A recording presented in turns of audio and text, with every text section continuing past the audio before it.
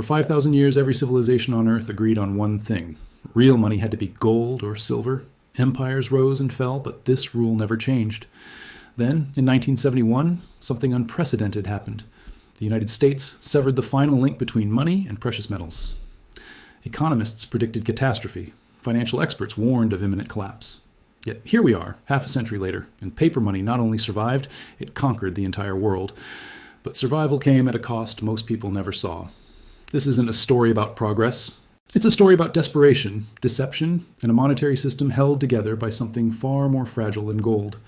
To understand what happened, we need to go back to when money actually meant something physical. For most of human history, money was simple. A gold coin was valuable because gold itself was valuable. Governments could mint coins, but they couldn't create gold from thin air. This single constraint kept inflation low for centuries. The purchasing power of gold remained remarkably stable. A middle-class Roman could buy a decent toga with an ounce of gold. 1,500 years later, that same ounce would buy a quality suit in Renaissance Florence. But then came the modern era, and with it, modern warfare. World War I changed everything. Governments needed to spend astronomical sums, far beyond what they could raise through taxes or borrowing. So they did what seemed impossible under the gold standard. They printed money anyway. Britain, France, Germany, all of them broke their promises to maintain gold convertibility. After the war, they tried to go back, but the trust was broken. By 1944, at Bretton Woods, world leaders created a compromise. Only the US dollar would be backed by gold at $35 per ounce. Every other currency would peg to the dollar. It was meant to be the best of both worlds, the discipline of gold with the flexibility of paper. What could go wrong? Everything, as it turned out, because the Bretton Woods system had a fatal flaw built into its foundation. The United States emerged from World War II holding 70% of the world's monetary gold. For 2 decades, this seemed sustainable. American dollars flowed overseas through the Marshall Plan, military spending, and corporate investment. Foreign countries needed these dollars for international trade. The system hummed along smoothly, but by the 1960s, the cracks began to show.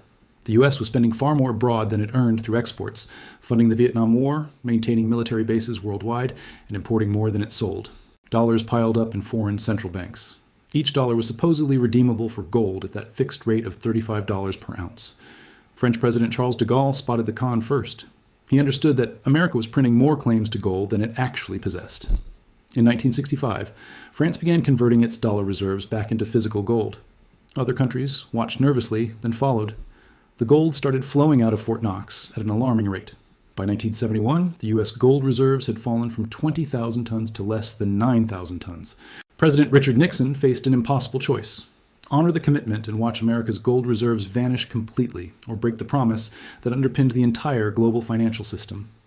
On August 15th, 1971, Nixon appeared on television and announced that the United States would temporarily suspend the convertibility of dollars into gold. It was supposed to last 90 days. That temporary suspension is now in its 54th year. What happened next defied every economic prediction. Without gold backing, the dollar should have collapsed. Inflation did spike. The 1970s saw prices double. Oil prices quadrupled. Gold itself soared from $35 to over $800 per ounce by 1980. The predictions of doom seemed to be coming true, but then something unexpected occurred. The dollar didn't die. Instead, it transformed. The key was crude oil. In secret negotiations between 1973 and 1974, the United States made a deal with Saudi Arabia, and by extension, OPEC. The Saudis would sell oil exclusively in US dollars. In exchange, America would provide military protection and weapons. Every country needing oil, which was every country, now needed dollars regardless of gold. The Petrodollar system was born. Suddenly, the dollar had something backing it again. Not gold, but global dependency on a commodity everyone needed constantly. The world had to accept dollars whether they trusted the US government or not. They had no choice. But this new system created problems the gold standard never had. When money was tied to gold, governments couldn't simply print their way out of trouble. The gold constraint forced discipline. Politicians had to balance budgets or face immediate consequences. Citizens would demand gold, and the gold would run out. Fiat money removed that constraint entirely. Debt exploded.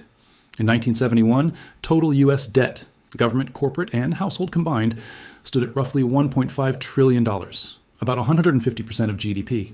Today, that figure exceeds $90 trillion, over 350% of GDP. The numbers are so large, they've lost meaning. Central banks tried to impose discipline through interest rate management and inflation targeting. During the 1980s, Federal Reserve Chairman Paul Volcker raised interest rates above 20% to crush inflation, a brutal but effective medicine. For a while, it seemed like fiat currency could work if managed properly, but each subsequent crisis required more intervention. The dot-com bust brought rate cuts. The 2008 financial crisis brought quantitative easing, central banks buying trillions in bonds with newly created money. The COVID pandemic brought even more: stimulus checks, corporate bailouts, and money printing on a scale that would have seemed insane just years earlier. Here's where the story gets disturbing, because history is repeating in ways that should alarm everyone. Consider what happened to Rome. For centuries, the Roman denarius was roughly 95% silver. But emperors facing military expenses began reducing the silver content. First to 90%, then 80%, then 50%. By the 3rd century AD, the denarius contained less than 5% silver. Citizens lost faith in the currency. Prices skyrocketed. Trade collapsed. The empire's economy imploded. Today's central banks face the same temptation, just with digital tools. Since 2008, the Federal Reserve's balance sheet expanded from under $1 trillion to nearly $9 trillion at its peak. The European Central Bank, the Bank of Japan, and others followed similar paths. They're not shaving silver from coins. They're creating trillions in currency with keystrokes. The pattern is unmistakable. Governments start with sound money backed by something real. When spending exceeds income, they debase the currency gradually. Citizens don't notice at first.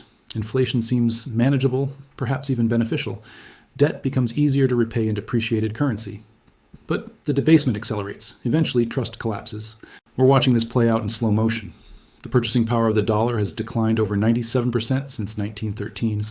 What cost $1 then costs over $30 today. Yet because it happens gradually, 2 to 3% annually, most people adapt without recognizing the theft. 3 things become clear from this history. First, fiat money didn't survive because it's superior to gold-backed currency. It survived because the alternatives seemed worse in the moment, and because oil dependency gave dollars artificial value. The system persists not through strength, but through lack of viable replacements and network effects. Second, every fiat currency in history eventually fails. The Roman denarius collapsed. The French assignat collapsed. The Weimar paper mark collapsed. The average lifespan of a fiat currency is less than 50 years. The current dollar system is 53 years old. The pattern has never been broken, only delayed. Third, the people who suffer most are those who trust the system blindly. Wage earners, savers, retirees on fixed incomes. They're told inflation helps the economy when it actually transfers wealth from ordinary people to those who get the newly created money first: governments, banks, and large corporations. Gold and silver didn't lose to fiat money in a fair competition. They were legally suppressed, removed from circulation, and replaced with a system that benefits those in power at everyone else's expense. The question isn't whether this system will end. History guarantees it will. The question is what comes next, and whether we'll learn from 5,000 years of monetary history or repeat the same mistakes under a different name. If this story challenges what you thought you knew about money, hit subscribe. Because the really unsettling part, this is just the beginning of where this path leads, and most people have no idea what's coming.